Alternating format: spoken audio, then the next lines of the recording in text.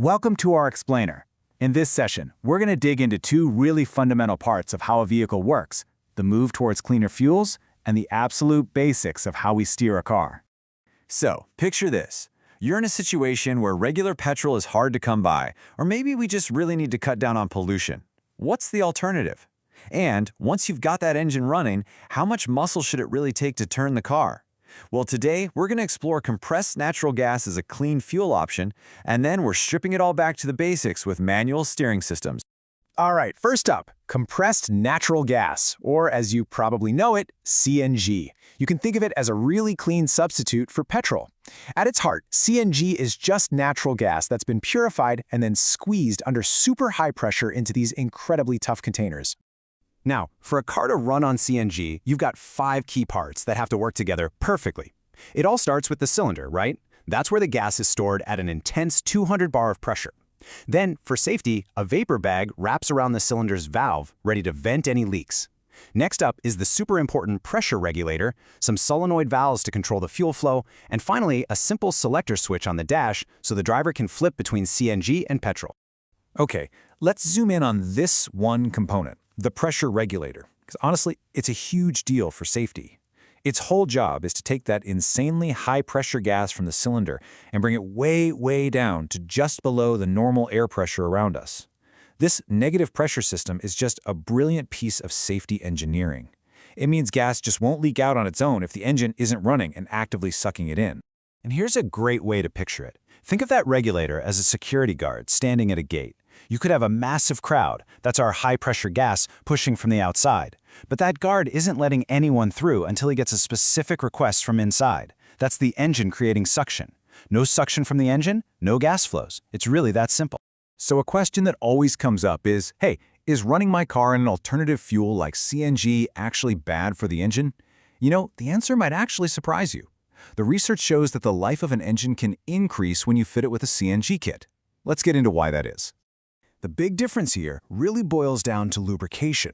See, petrol goes into the engine as this fine mist, a spray, that can literally wash away the essential lubricating oil from the piston rings, but CNG, it goes in as a pure gas. It doesn't mess with that critical film of oil at all, which means better protection for your engine in the long run. And the second reason is all about how efficiently it burns. And what's really wild is this number right here, 130. That's the octane number for CNG. Compare that to regular petrol, which is usually around 87. A higher octane number is a good thing. It means the fuel is much more stable and resists igniting too early, what we call knocking. This lets the gas and air mix together way more thoroughly, giving you a smoother and more complete burn. Okay, so we've got the engine powered up with a clean fuel. Now, how do we actually control where the car is going? Steering systems are obviously fundamental for safety and control, and we're going to start with the most basic of them all, the manual steering system. The name pretty much says it all, doesn't it? This system is 100% powered by the driver's physical effort to turn the wheels. There's no power steering pump, no electric motor helping you out. You'll mostly find these in older cars and certain heavy-duty trucks, like military vehicles, where you want maximum simplicity and reliability above all else. A manual steering system is built from 4 core parts. Of course, it all starts with your hands on the steering wheel. That's connected by the steering column down to the steering gear. And this is the real magic box, the thing that translates your turning motion into a sideways linear force. And finally, the steering linkage takes that force and actually pushes and pulls the wheels to make them turn. To really get what that steering gear does, here's another great analogy. Just think about a manual egg beater. You're putting in all the physical energy, turning the handle in a circle, right? And the gears inside translate that circular motion into the super fast spinning of the beaters. Well, the steering gear does something very similar, just for turning car wheels instead of whipping eggs. This table sums it all up really well. On the plus side, it's mechanically simple. I mean, no pumps, no fluids to worry about, so it's super reliable and pretty easy to fix. But the major trade-off is the driving experience. It takes a lot of physical effort, especially when you're parking or driving slowly, which can get tiring. And it's just not as precise as the steering systems we have today. We can actually visualize this whole system with a dead simple diagram, perfect for an exam. Step 1 is easy. Draw a circle at the top for the steering wheel, and then a straight line coming down from it. That's your steering column. For step 2, just add a square box right at the bottom of that line. That box represents the steering gear. And for the final step, step 3, draw a horizontal line right through that box and put little rectangles on the ends for the wheels. That's it.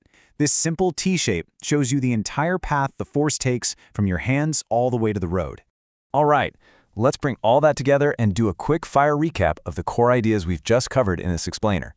So what are the most important things to lock in? First, CNG is a clean fuel substitute stored at a high pressure of 200 bar. Its most critical safety part is that pressure regulator.